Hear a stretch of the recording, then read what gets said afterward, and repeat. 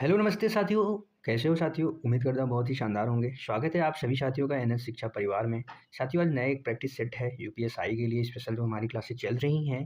पहला क्वेश्चन आपकी स्क्रीन पे है, बताएंगे क्या होगा इसका आंसर।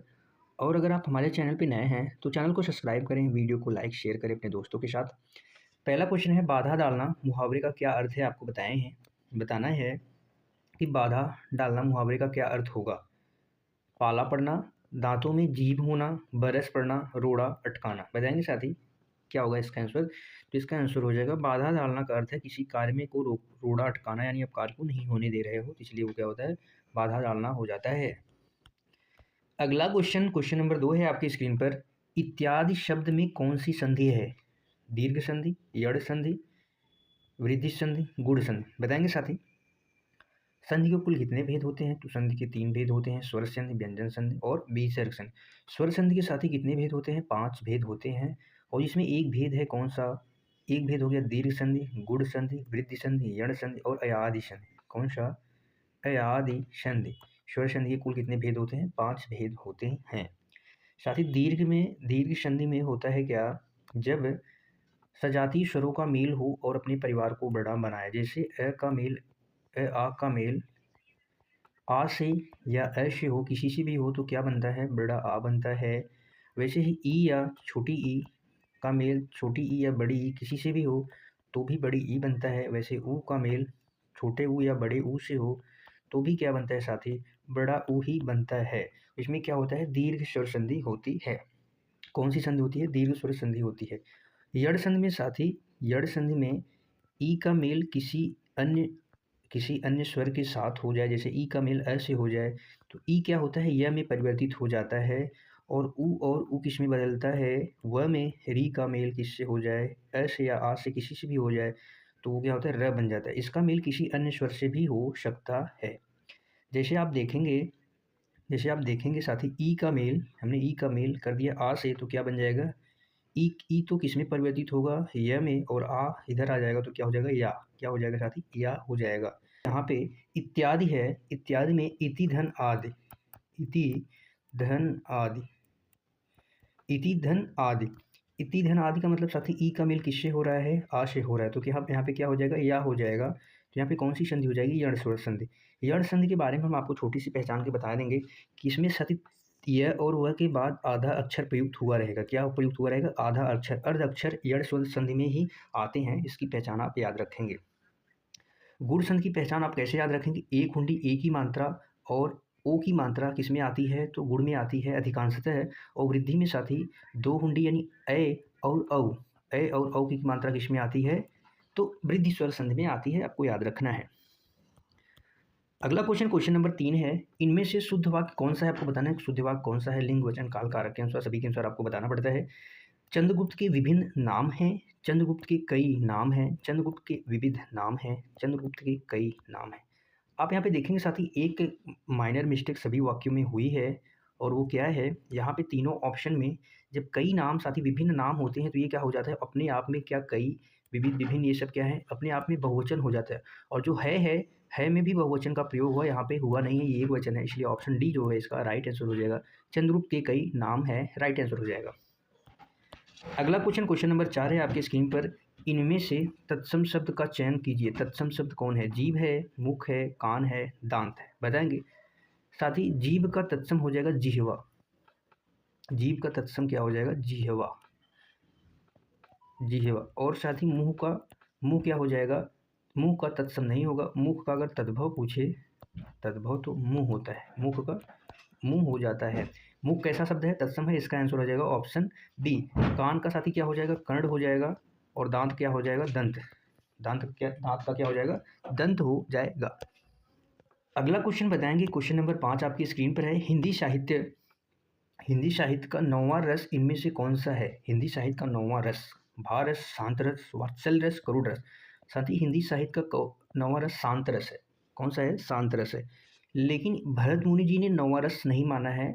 भरत मुनि जी ने 9वां रस को नहीं माना है, उन्होंने 8 ही रस माने हैं। भरत मुनि से अगर पूछा जाए कि भरत मुनि ने कौन सा रस नहीं माना है, भरत मुनि ने नहीं माना रस, नहीं माना। और भरत मुनि जी ने कौन सा रस नहीं माना है? तो शांत रस को नहीं माना है। ठीक है। अगला क्वेश्चन है क्वेश्चन नंबर 6 आपकी स्क्रीन पे। क्वेश्चन नंबर 6 है, हिंदी को राजभाषा बनाने का निर्णय कब लिया गया था? आपको बताना है कि हिंदी को राजभाषा बनाने का निर्णय कब लिया गया था। 14 सितंबर 1949 को, 15 अगस्त 1949 को, 14 सितंबर 1948 को, 26 जनवरी 1949 को। बताएंगे साथी क्या होगा इसका? साथ ही इसके आंसर की बात करें तो ऑप्शन ए जो है 14 सितंबर 1949 को हिंदी को राजभाषा बनाने का निर्णय लिया गया था। और इसी 14 सितंबर को हिंदी दिवस मनाते हैं। अब अगर आपसे पूछा जाए कि हिंदी दिवस कब मनाते हैं, तो हिंदी दिवस साथी मेरे, हिंदी दिवस 14 सितंबर को मनाते हैं। 14 सितंबर को हिंदी दिवस मनाते हैं। साथ ही भाषा के संबंध में कुछ और जानकारी अगर आप रखना चाहती हैं, तो भाषा के संबंध में संविधान की 8वीं अनुसूची में 22 भाषाओं के रूप में संग्रहित है। संविधान की 8वीं अनुसूची, 8वीं अनुसूची में कितनी टोटल भाषाएं हैं? 22 भाषाएं हैं जिसको संविधान के तौर पे रखा हुआ है। और हम हिंदी की बात करें साथी, हिंदी भाषा की बात करें तो भाग 17 में भाषाओं का वर्णन मिलता है। किसमें? भाग 17 में। संविधान के भाग 17 में। संविधान में टोटल कितने भाग हैं? 22 भाग हैं। तो जो 17वां भाग है उसमें किससे संबंधित है? वो भाषा से संबंधित है। भाषा से संबंधित है। भाषा से संबंधित है। और इसमें जो साथी अनुच्छेद हैं वो 343 से 351 के बीच के जो अनुच्छेद हैं वो हिंदी भाषा से संबंधित हैं। किससे संबंधित है? हिंदी भाषा से। और साथ ही जो 343 अनुच्छेद है इसमें क्या वर्णित है? संघ की जो भाषा होगी, संघ की भाषा क्या होगी? राजभाषा। और लिपि साथी, लिपि क्या होगी? देवनागरी होगी। देवनागरी लिपि होगी। कोई किस अनुच्छेद में है? अनुच्छेद 343 में ये लिखा गया है कि जो संघ की भाषा होगी, संघ की हिंदी भाषा क्या होगी? राजभाषा। और लिपि क्या होगी? देवनागरी होगी। हिंदी के प्रचार प्रसार की बात की जाए, विकास के किसमें अनुच्छेद में? अनुच्छेद 351 में है, हिंदी के विकास से संबंधित। याद रखेंगे, ठीक है साथी। अगला क्वेश्चन है क्वेश्चन नंबर 7 आपकी स्क्रीन पे। क्या होगा इसको आंसर बताएंगे। गंगा का पर्यायवाची शब्द कौन सा है? आपको बताना है। गंगा का पर्यायवाची शब्द नयन नील है, त्रिपथगा है, नयन जल है, उद्गन है। साथ ही गंगा नदी जी पवित्र नदी है हमारी। अगर हम बात करें इनके पर्यायवाची शब्द की, तो गंगा शब्द के पर्यायवाची शब्द में विष्णुपदी, इन्हें विष्णुपदी भी कहते हैं, विष्णुपद से निकली हैं। देव नदी भी कहते हैं, देव नदी के बाद अमर तरंगिनी भी कहते हैं, अमर तरंगिनी भी कह देते हैं इन्हें। नदीश्वरी, त्रिपथगा, नदीश्वरी और त्रिफथगा वही क्या कहते हैं, इनके पर्यायवाची शब्द हैं। तो इसका क्या आंसर हो जाएगा? ऑप्शन बी जो है करेक्ट आंसर हो जाएगा। अगला क्वेश्चन है क्वेश्चन नंबर 8 आपकी स्क्रीन पर। मुख रूपी चाँद पर राहु भी धोखा खा गया, वाक्य में कौन सा अलंकार है? रूपक अलंकार, श्लेष अलंकार, यमक अलंकार, उत्प्रेक्षा अलंकार। साथ ही उत्प्रेक्षा अलंकार में जो शब्द होते हैं, मनु मानो, पंक्ति में मनु मानो, जनु जानो, मनहु जनहु ज्यों आदि शब्द अगर पंक्ति में प्रयुक्त हुए हों तो वहाँ पे क्या किया जाता है? उत्प्रेक्षा अलंकार होता है। साथ ही यहाँ पे उपमेय को माना जाता है, ऐसा कल्पना करी जाती है। साथ ही यमक अलंकार में एक शब्द दो बार प्रयुक्त, एक शब्द दो बार प्रयुक्त और दोनों बार क्या हो? अर्थ अलग हो, और अर्थ क्या हो? अलग हो, अर्थ अलग हो।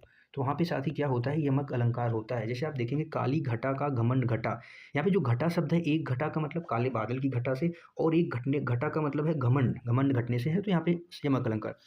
श्लेष अलंकार में एक शब्द के अनेक अर्थ यहाँ पे होते हैं, एक शब्द के अनेक अर्थों में प्रयुक्त होता है। जैसे रहीमन पानी राखिए, बिन पानी सब सूखे, पानी गए न उबरे, मोती मानुष प्रसिद्ध एग्जाम्पल है। इसके आंसर की बात करें तो ऑप्शन ए राइट आंसर हो जाएगा।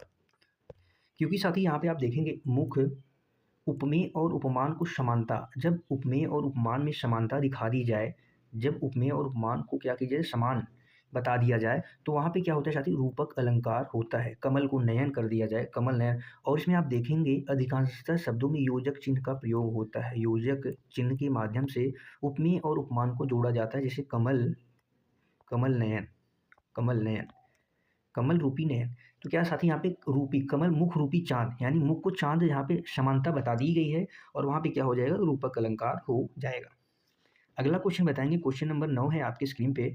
ज्ञानपीठ पुरस्कार 2017 से सम्मानित हिंदी साहित्यकार इनमें से कौन से हैं? मनु भंडारी जी को मिला था, कृष्णा सोती, केदारनाथ सिंह, ममता कालिया। बताएंगे साथी क्या होगा इसका आंसर।